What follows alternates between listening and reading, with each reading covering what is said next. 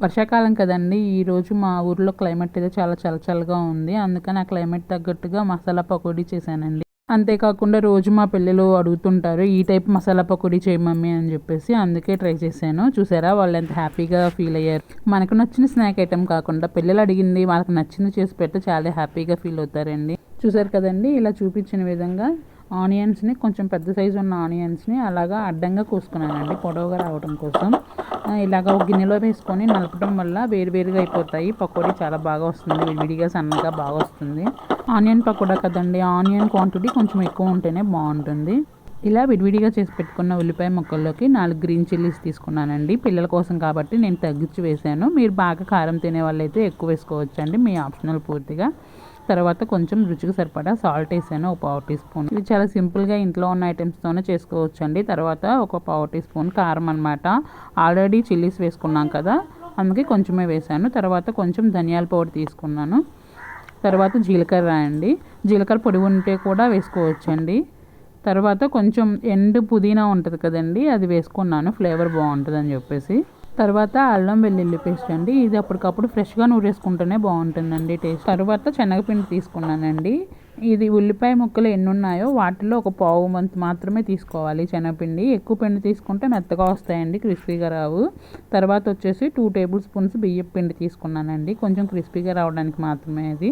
ఇలా బియ్యం పిండి కూడా యాడ్ చేసుకున్నాక మనం వేసుకున్న మసాలాలు పిండి అంతా ముక్కలకు పట్టేలాగా బాగా కలుపుకోవాలండి. ఇప్పుడైతే వాటర్ ఏమీ యాడ్ చేయకూడదండి, అలాగ ముందు బాగా నలిపేసి అలా కలుపుకోవాలన్నమాట. అప్పుడే పకోడీ బాగా వస్తుంది క్రిస్పీగా. చూసారు కదండి, ఇలా కలుపుకోవాలి. తర్వాత ఇప్పుడు నేను టీ గ్లాస్లో కొంచెమే, ఒక హాఫ్ వరకే తీసుకున్నాను వాటరు. కొంచెం అంటే కొంచెమే తీసుకోవాలండి, ఎక్కువైతే తీసుకోకూడదు. మెత్తగా జారుగా అయిపోతే మళ్ళీ కొంచెం లైట్గా పిండి యాడ్ చేసుకోవచ్చు. ఇలా కొంచెమే తీసుకొని తడి అయ్యే వరకే జస్ట్ అనమాట, అప్పుడే క్రిస్పీగా వస్తాయి పకోడీ. వాటర్ తక్కువ యాడ్ చేస్తాం కదండి, కలపడం కొంచెం టైం పడుతుంది. అలాగనే ముక్కల్ని బాగా కలుపుకోవాలండి. ఇదిగో ఇలా తయారైపోతుంది అనమాట చివరికి వచ్చేసి మనం కలుపుకున్నాక. ఇప్పుడైతే నేను కరివేపాకు అయితే ఏమీ వేయలేదండి, గమనించారా?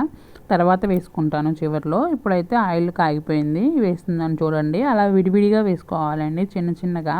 అంటే పెద్ద సైజు ముద్దలుగా వేసుకుంటే మాత్రం మెత్తగా అయిపోతాయి పకోడీ, మంచి టేస్ట్ రావు. సన్నగా చిన్నగా ఆనియన్స్గా ఉండేలాగానే వేసుకుంటే బాగుంటాయి సన్నగా మసాలా పకోడీ. మా ఇంట్లో ఎప్పుడు నేను ఇలాగే చేస్తానండి, మా పిల్లలు చాలా ఇష్టంగా తింటారు. కోర్స్ ఎవరు మమ్మీ చేసినవి వాళ్ళకి బాగానే నచ్చుతాయి అనుకోండి. నా స్టైల్ అయితే ఇలా ఉంటుందని చూపిస్తున్నాను అనమాట. చూసారు కదండి, బ్రౌన్ కలర్లోకి వచ్చేసినాయి, ఇంకా తీసివేస్తున్నాను అనమాట. ఇలా తీసుకొని మిగతావన్నీ కూడా ఉన్న పిండి అంతా కూడా ఇలానే వేసుకున్నానండి. నేను ఇలాగే ఇదైతే చేసి పెడతానో లేదు, మా పిల్లలు వచ్చేసరికి వెంటనే గుర్తుపట్టేస్తారండి. వెంటనే మా చిన్న పాప అయితే స్మెల్కి పట్టేస్తుంది, ఏం చేసావు మమ్మీ అని అడుగుతుంది వాకిట్లో నుంచే. ఇంకా ఈ మసాలా పకోడీ చేస్తే ఇంకా వీధి చివరి నుంచి అడిగిద్ది అనమాట. చూసారు కదండి, ఇలా బ్రౌనిష్లోకి వచ్చినాయి బాగా. తీసుకున్నానండి, తీసి పక్కన పెట్టుకున్నాక మళ్ళీ మిగతా ఉన్న పిండి కూడా ఇలానే సన్నగా వేసుకున్నానండి. ఇప్పుడైతే రెయినీ సీజన్ వచ్చేసింది కదండి, ఎప్పుడు వర్షం పడ్డా మనకు ముందుగా గుర్తొచ్చే స్నాక్ ఐటమ్ అయితే పకోడీ. ఆ పకోడీని ఎప్పుడూ ఒకే రకంగా చేయకుండా ఇలాగ అప్పుడప్పుడు హోటల్ స్టైల్లో కూడా చేసి పెడితే చాలా హ్యాపీగా ఫీల్ అవుతారండి. ఇలా చివరిలో కరివేపాకు ఫ్రై చేసుకొని గార్నిష్ చేసుకుంటే చాలా డెకరేటివ్గా బాగుంటుంది, తినడానికి కూడా టేస్టీగా ఉంటుందండి. కరివేపాకు ఇలాగ డీప్ ఫ్రై చేసుకున్నప్పుడు కొంచెం చిట్పట్లాడుతుందండి, ఆయిల్ చింతుంది, జాగ్రత్తగా వేయించుకోండి. చూసారు కదండి, ఈ వీడియోలో చూపించిన విధంగా ఫ్రై చేసుకోండి, కరివేపాకుని చిందకుండా ఉంటుంది.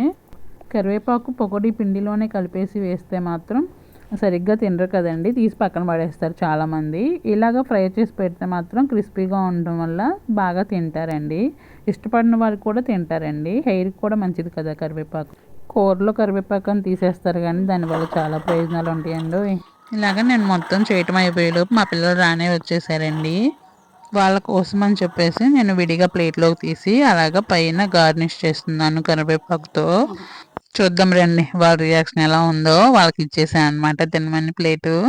మనం ఎంత కష్టపడి చేసేది వాళ్ళ కోసమే కదండి, వాళ్ళు తిని బాగుందని చెప్తే హ్యాపీనెస్ వేరు కదండి. చూడండి మా పిల్లల రియాక్షన్ ఎలా ఉందో. ఇక్కడైతే ఓన్లీ సైగలే అండి, నెక్స్ట్ మాటలు ఉంటాయి చూసేయండి. మనమైతే ఇట్లా పకోడాను కరివేపాకు తీసుకుంటే ఇంకా చాలా బాగుంటుంది, మీరు కూడా ట్రై చేయండి. మమ్మీ అయితే ఎప్పుడు ఇట్లానే చేస్తుంది. ప్లీజ్ మన ఛానల్ని సబ్స్క్రైబ్ చేసుకోండి, పక్కనే ఉన్న బెల్ ఐకాన్ని ప్రెస్ చేయండి. ఈ పకోడీని మీరు కూడా ట్రై చేసేయండి.